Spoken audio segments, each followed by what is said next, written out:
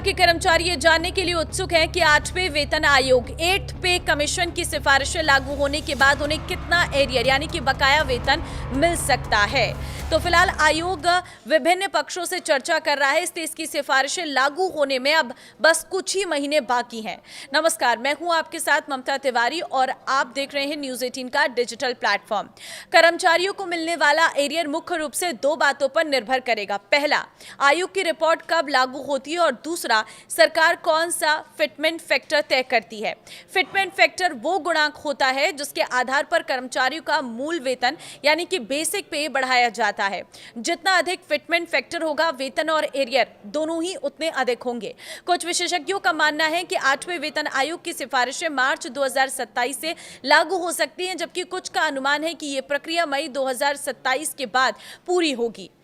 एक राय यह भी है कि आयोग मार्च 2027 तक अपनी रिपोर्ट सरकार को सौंप सकता है, जिससे कर्मचारियों को अप्रैल 2027 से बढ़ा हुआ वेतन मिलना शुरू हो सकता है।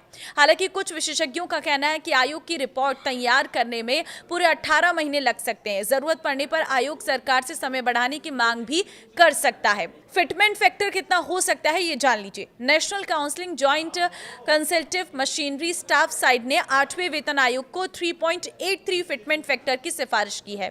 हालांकि कई विशेषज्ञों का मानना है कि मौजूदा आर्थिक परिस्थितियों में इतना बड़ा फिटमेंट फैक्टर संभव नहीं है। All India NPS employees federation के राष्ट्रीय अध्यक्ष मनजीत सिंह पटेल के मुताबिक 2.1 का फिटमेंट फैक्टर अधिक व्यवहारिक हो सकता है। यदि ऐसा होता है तो 18,000 रुपए बेसिक वेतन पाने वाले कर्मचारी का मूल वेतन बढ़कर करीब 37,800 रुपए हो सकता है। लेवल 1 से लेवल 5 के कर्मचारी कौन है, ये भी जान लीजिए। 7वें वेतन आयोग के पे मैट्रिक्स के अनुसार लेवल 1 से 5 में मल्टीटास्किंग स्टाफ एमटीएस, चपरासी, office attendant, lower division clerk यानी कि LDC, upper division clerk UDC, senior clerk, technician, stenographer, head constable, staff nurse और अन्य शुरुआती स्तर के कर्मचारी शामिल है। तो कितना मिल सकता है एरियर में आपको बताती हूँ। कुछ एक्सपर्ट्स के अनुसार अगर संशोधित वेतन सितंबर 2027 से लागू होता है तो करीब 20 महीने का एरियर बन सकता है। 2.0 फिटमेंट फैक्टर पर लेवल 1 कर्मचारी को करीब 3,60,000 रुपए और लेवल 5 कर्मचारी को 5,82,000 रुपए तक एरियर मिल सकता है। 2.15 फिटमेंट फैक्टर पर यह राशि 4.1 लाख रुपये से 6.69 लाख के बीच पहुंच सकती है। तो 2.28 फिटमेंट फैक्टर पर एरियर 4.60 लाख रुपये से 7.44 लाख रुपीस तक पहुंच सकता है।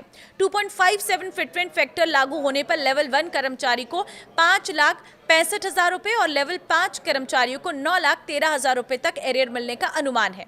वहीं अगर यह फिटमेंट फैक्टर 2.86 लागू होता है तो लेवल 1 कर्मचारी को करीब 6,69,000 रुपए और लेवल 5 कर्मचारी को 10,82,000 रुपए तक एरियर मिल सकता है।